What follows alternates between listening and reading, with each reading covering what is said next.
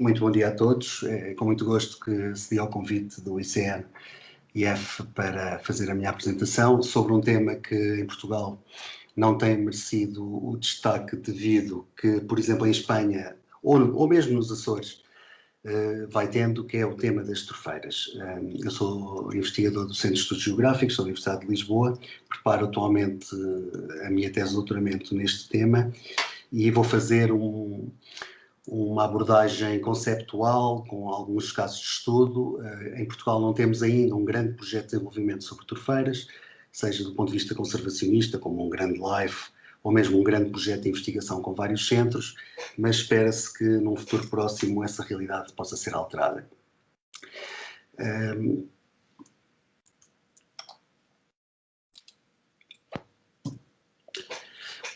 Vamos fazer um périplo pelo que é uma torfeira, algumas questões conceptuais, depois ver as grandes tendências no mundo, na Europa e em Portugal, que passos dar no desenvolvimento de uma estratégia, e como tal eu começaria pela definição de zona úmida, que hoje vai ser largamente abordada. Eu citaria apenas 3 pormenores que depois são muito importantes no que concerne às torfeiras, que são a água, a presença de solos saturados, alagados, encharcados, permanentemente ou temporariamente, no caso das torfeiras convém que seja permanentemente, e a presença de vida. Vida, sobretudo, para o caso de definição de zonas úmidas, de certos tipos de vegetação. As zonas úmidas foram definidas em 1971, na Convenção de Ramsar, que já foi aqui falado pelo João Carlos Farinha. Tem vários tipos e vemos que um dos tipos de água doce é justamente este das torfeiras, que em inglês é o peatlands. Eu aqui referiria a questão da crise da água. Portanto, as torfeiras, como as outras zonas úmidas de água doce, são fundamentais para que a água doce nos chegue acessível e em boas condições, e isso é um serviço de ecossistema que não é de só menos importância. Aqui em baixo, realçar outra vez a questão da presença de água, a presença de solos saturados e a presença de vegetação típica de zonas úmidas. Portanto, estas 3 esferas vão acompanhar-nos ao longo da apresentação. Focando nas torfeiras, temos a questão do síndrome da Cinderela. A frase não é minha, é do professor Hans Joosten, que é uma das autoridades nesta matéria, um senhor holandês que já trabalhou em Portugal e que presentemente preside um centro de investigação sobre torfeiras na Alemanha. E ele fala na questão de as torfeiras normalmente serem esquecidas quando falamos de habitats úmidos com vegetação típica das wetlands, porque normalmente este sapatinho da Cinderela não tem onde caber no pé, não há nenhuma zona úmida que caiba ali exatamente nesse sapato. E é a torfeira que cabe. Simplesmente, normalmente está na sombra, está desconhecida, não nos apercebemos que temos ali uma torfeira. Para definirmos uma torfeira, há apenas um critério, e esse critério é abiótico, que é onde existe turfa, onde ela está a ser formada e acumulada. Portanto, o critério nunca passa pelo tipo de vegetação, ou pelo tipo de água, ou pelo tipo de forma de relevo. Passa, sim, pela presença de turfa. Tem turfa, nem que seja 2 cm², estamos perante uma torfeira. Não tem turfa, não é uma torfeira. A presença de água é fundamental, porque a água, entre outras coisas, reduz o oxigênio disponível, altera a geoquímica do local e muitas vezes favorece a acumulação da turfa. Para haver acumulação, a taxa de acumulação tem de ser superior à taxa de composição. Portanto, isto é fundamental. Daí que não se devam drenar torfeiras. As turfas são constituídas por material de plantas mortas, portanto é preciso ter cuidado para não confundir com o conceito de matéria orgânica lato sensu. Não é biomassa, portanto isto é importante, por exemplo, para efeitos do painel das alterações climáticas, painel intergovernamental, porque havia, por exemplo, países do norte da Europa que, ao incluírem a queima das turfas na biomassa, já era uma fonte renovável de energia. E isso não é assim. A turfa não é biomassa porque não tem ligação física nem funcional a organismos vivos. Não pode ser transportada, portanto, é um sedentato, não é um sedimento, é formada e acumulada no próprio local. E também não é um carvão, mas é tão só matéria-prima originária do carvão. Há as regras dos 30%, que é os 30% de matéria orgânica seca, e ainda, normalmente, na definição dos histossolos, haver pelo menos uma camada de 30 centímetros, depende dos autores, há quem defenda 40, mas depende, se for sobre rocha firme, até pode ser menos, à volta de 30 centímetros deste tipo de material. As turfas também não são trufas, que às vezes eu ouço esta confusão. As trufas são fungos, são comida gourmet, são extremamente caros e raros. Não, as turfas são este material fraca de composição de restos de plantas mortas. Ainda, na questão dos conceitos, é fundamental distinguir que a zona úmida, já vimos a definição da Convenção de Ramsar, tem o tal solo saturado, vegetação característica, vemos aqui por exemplo, o exemplo das atabuas, mas poderia ser outros exemplos. No caso de ser uma turfeira, deve ter vegetação característica. Temos aqui os musgos do género esfagno, que são responsáveis por a criação de muitas turfeiras, e tem de haver turfas. Se não houver turfas, mas houver vegetação característica e água, estamos perante este conceito de swap, que é muito útil na Península Ibérica, porque, ao contrário dos Açores, neste clima não é fácil haver a preservação das turfas. É muito fácil o lençol freático baixar no verão, as turfas começam a oxidar e rapidamente entram em decomposição e, portanto, não são mantidas em muitos casos. É bom de ver que o que temos hoje são fragmentos de turfeiras outrora mais abundantes e que estariam ligados a um clima mais úmido em relação àquilo que temos hoje. Um aspecto muito interessante das turfeiras é que, a partir de um certo limiar, elas entram em autorregulação nos fluxos de energia e de matéria e também em auto-organização das suas partes. E, portanto, são sistemas que, uma vez atingido certo limiar, se sustêm a si próprios, têm uma organização muito própria em relação ao seu entorno, o que ajuda depois a explicar a comunidade vegetal que os costuma colonizar, entre outros aspectos. Mas isto em relação a turfeiras primitivas, as pristine em inglês, que são aquelas que não foram alteradas pelo homem. E estas proporcionam uma série de serviços e bens ecossistémicos, desde a regulação dos caudais, alguma regulação climática, alguns bens e produtos que se tiram destes locais e, sobretudo, a questão quer do sumidor de carbono, quer depois do sequestro durante o ciclo do carbono. Ou seja, em vez do carbono voltar rapidamente para a atmosfera no seu ciclo curto, passa a estar armazenado, às vezes durante milhares e milhares de anos. Há artigos que estudaram turfeiras na Indonésia com 48 mil anos, portanto, milhares e milhares de anos. Na nossa latitude para cima, normalmente são pós o último máximo glaciário, portanto, sobretudo holocénicas, mas é uma longa duração para a preservação do carbono.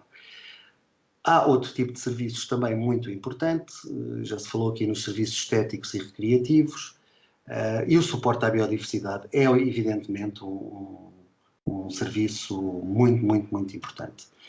Eles agrupam-se em 4 grandes grupos: os de fornecimento, os de regulação, os culturais e os de suporte, como podemos ver neste esquema.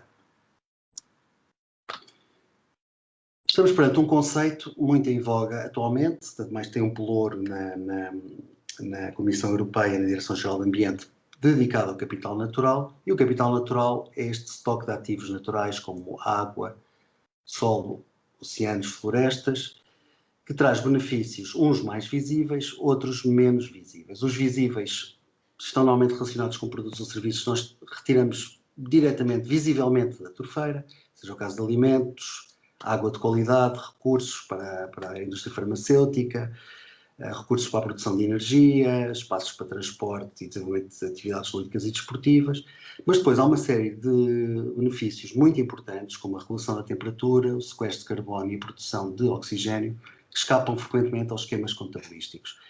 Há tendência na União Europeia para que isto seja revertido e passe a integrar os relatórios contabilísticos das empresas. E no caso das turfeiras, obviamente, que é muito importante. E para termos uma ideia disto, para quem gosta do whisky, uma das 5 regiões marcadas da Escócia produtoras de whisky produz whiskies característicos com o cheiro do fumo das turfas, que tijolos de turfa, que são usados em caldeiras, e que dão um gosto muito particular a estes whiskies, o Laphroaig ou o Lagavulin. Para os apreciadores, são whiskies muito, muito conhecidos. Suporte à biodiversidade é uma evidência. Por exemplo, numa simples pesquisa no Flora One, encontramos logo 74 espécies em cuja ecologia ocorre em ambientes turfosos, das quais 17 estão com estatuto de vulnerabilidade ou mesmo em perigo, e uma até regionalmente extinta. Portanto, mostra a importância da preservação destes meios.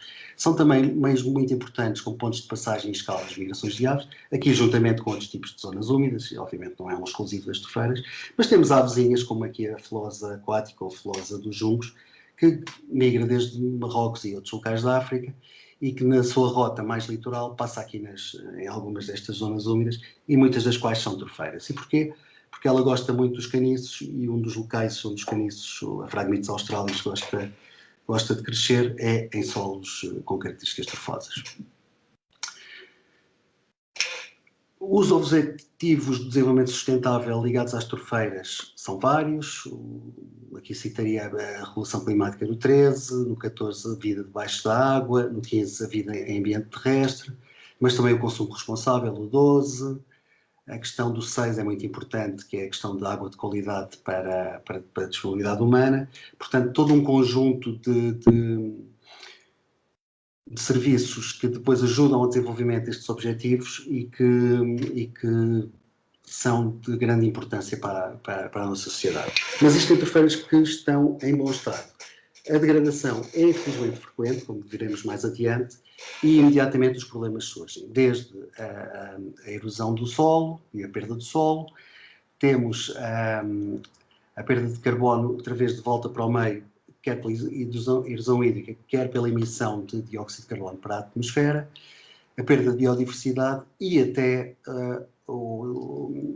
os incêndios, que em Portugal não tem sido um problema grave no que concerne às tufeiras. Obviamente que os incêndios florestais são um problema extremamente grave no nosso país, mas há países como a Indonésia, a Federação Russa ou outros, que têm problemas gravíssimos com incêndios que não conseguem apagar porque as turfas do solo estão a arder. Portanto, isto é um problema que é muito grave, sobretudo no sudoeste asiático. E aqui temos um exemplo, não é? Portanto, neste esquema conseguimos ver uma plantação de óleo de palma, uma tufeira que foi drenada, e a quantidade de problemas que aqui temos. O maior de todos é as emissões brutais de dióxido de carbono para a atmosfera. Chegam a ser, em termos de ambientes tufosos a emitir para a atmosfera, maiores na Indonésia do que, por exemplo, nos Estados Unidos ou Canadá, que têm dimensões muito maiores, como podemos ver aqui.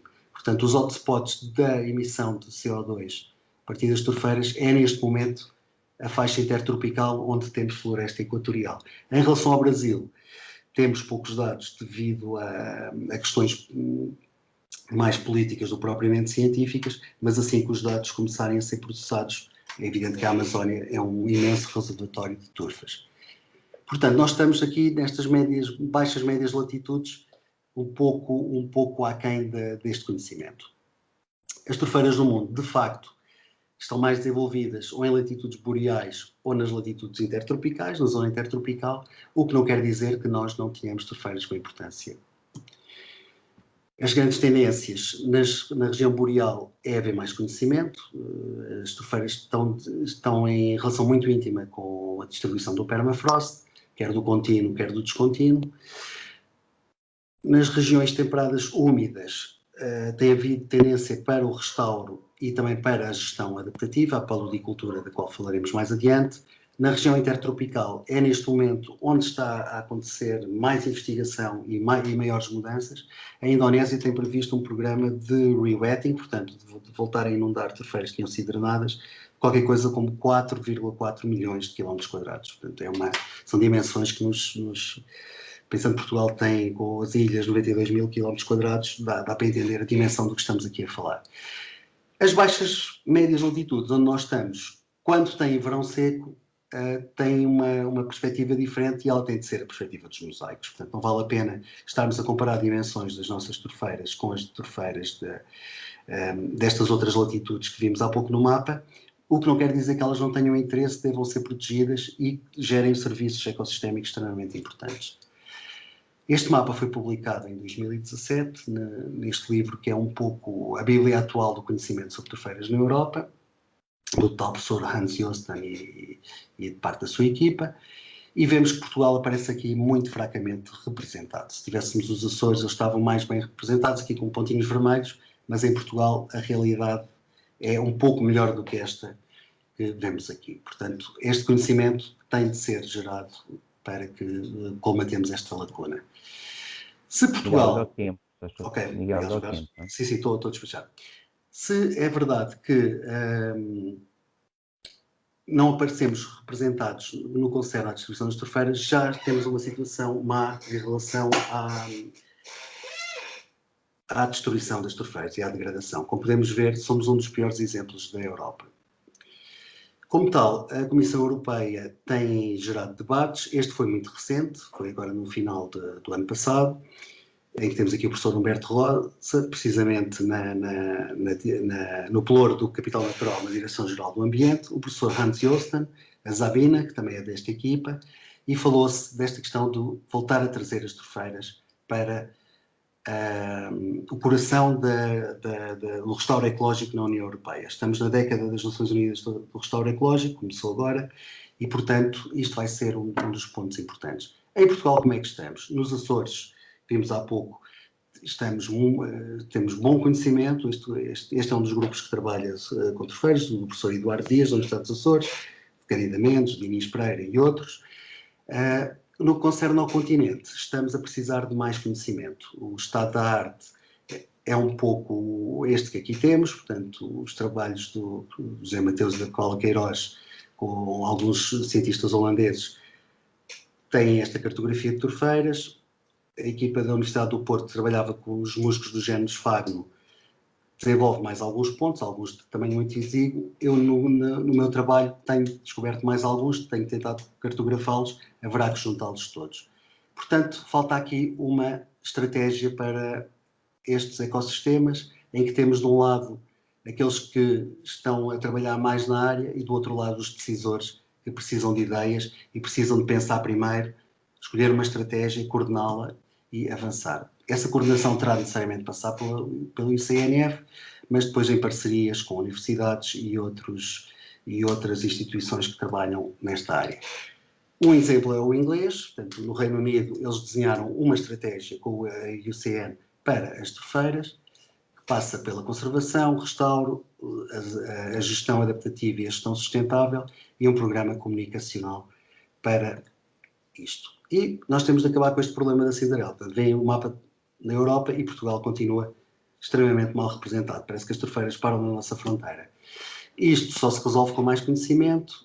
Está aqui o livro, também, em que participa também este grupo de investigação da Alemanha, de como cartografar e monitorizar as turfeiras, ir à literatura cinzenta, que por vezes está escondida, com os testes, relatórios e outras explicações, ir aos artigos científicos, criar bases de dados, transferir boas práticas e cartografar. Cartografar não apenas as áreas inundadas, mas também estas margens que são extremamente importantes e biodiversas. Em Portugal, fazer uma cartografia mais completa, não só nas áreas protegidas, mas fora delas, e também das áreas classificadas, onde é que estão estes habitats, e alargar um pouco, vai ser a minha proposta, alargar um pouco o conceito, não ficar apenas nas turfeiras em sentido estrito, mas alargar este conceito do solo. Temos vários tipos de turfeiras em Portugal, embora algumas de tamanho exíguo. Eu chamaria muita atenção, eu gosto muito deste esquema do Sharman, estas turfeiras Spring Meadows, que também existem em países como a África do Sul, onde o clima é parecido com o nosso, sobretudo no Cabo Ocidental, e que são turfeiras muito, muito interessantes do ponto de vista de biodiversidade. É preciso fazer mais sondagens de solos, medir as emissões gasosas e inventariar e monitorizar. Na correspondência de solos, temos sobretudo, os histossolos têm muito pouca área de extensão, portanto não aparecem aqui representados, mas eles ocorrem sobretudo em áreas de arenossolos, algumas de podzóis, temos poucos podzóis em Portugal, e aqui nesta mancha vermelha, em que o material primário é sobretudo os granitos, temos também importantes áreas com solos turfosos. Conservar o quê? É preciso classificar. nós temos bons exemplos de Espanha quanto às classificações e nestas B3, estas litorais, Portugal tem melhor representação do que Espanha. Portanto, é aqui que nós claramente podemos fazer a diferença. A Rede Natura sugere também uma classificação, está agora em revisão. O José Mateus e o Paulo Queiroz, com o seu esquema de paleoecologia regional da escola do Utrecht e também de outros países do norte da Europa, sobretudo da Escandinávia, defendem este tipo de classificação. E eu estou a tentar adaptá-la um pouco mais a esta realidade ibero-marroquina, tentando dividir entre as montanhas noroeste, as montanhas e planaltos do interior norte, o sistema central, que é uma realidade um pouco à parte, a Serra de São Mamede, que está ligada aqui aos Montes de Toledo, toda esta cordilheira aqui a sul da Bacia do Tejo, e depois as de baixa altitude, que é onde Portugal tem maior representatividade, seja a norte, seja nesta orla ocidental, nos vales fluviais da Bacia Cenozoica do Tejo e do Sado, e algumas ilhas biogeográficas a sudoeste, acabando na Serra de Monchique. Alguns exemplos: Corno do Bico, portanto aqui é um exemplo típico das do Noroeste, ali com a Árnica montana, não se vê muito bem, está um bocadinho desfocada, mas é uma bioindicadora destes habitats. Aqui já numa área de transição para um pouco mais de secura, no Jerez Oriental, no Planalto da Morela, temos aqui a do Poço das Rãs, é um exemplo clássico de uma trofeira em Portugal, aqui com os tomates higrófilos muito bem representados. A Lagoa do Marinha, que aparecia na ficha de Rede Natura do 7140, também aqui no Jerez Oriental. Aqui em Montezinho, já num ambiente mais planáltico, temos também a ocorrência deste habitat. As lagoas de Bertião de São Pedro de Arcos, aqui em baixa altitude, algumas representantes e alguma turfa no solo. E ele tens de começar para Estou mesmo a acabar. Okay. Serra da Estrela. Na Orla, um exemplo recentemente descoberto, ainda por cima em terreno público, que era aqui na Ribeira de Foja, uma turfeira espetacular. Na Bacia do Tejo temos aqui uma perto de Alcoentre, também com espécies bioindicadoras. Serra de São Mamede, alguns exemplos, já em termos de fragmentos, já.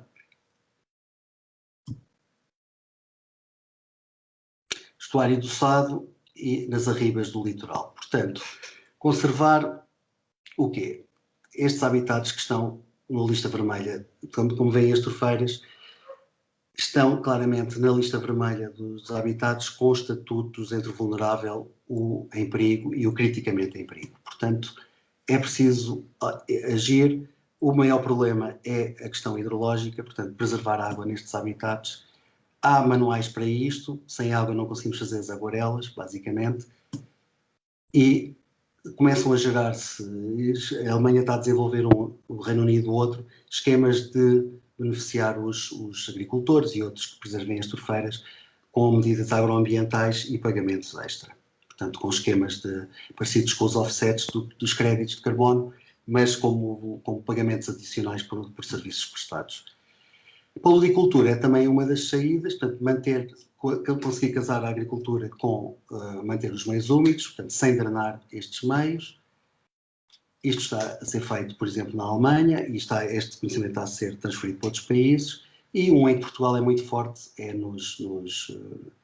nas áreas agrícolas de elevado valor natural, como por exemplo os lameiros, não é? Assim como o montado ou a estepe cerealífera, também os lameiros que muitas vezes estão em contacto catanal com as turfeiras, e a PAC continua a abrir estas oportunidades. Por fim, mesmo para terminar, onde não havia turfeiras e onde não há nada, às vezes podem-se criar novas turfeiras. Isto também está a ser feito muito na Escócia, muito na Alemanha. Temos aqui uma quinta com os fagnais, estão a ser produzidos. Há espécies de Rede Natura e até do livro vermelho que se vêm a instalar nestes habitats antropizados e, todavia, a servir de suporte natural.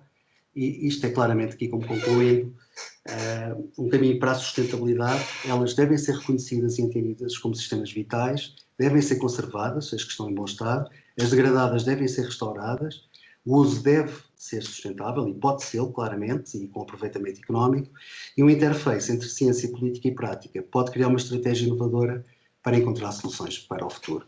E despeço-me, agradecendo a vossa atenção, com esta figura do Live Tremedal, que foi um live realizado em Espanha até 2015 e que é emblemático para as turfeiras do norte da Península Ibérica. Muito obrigado.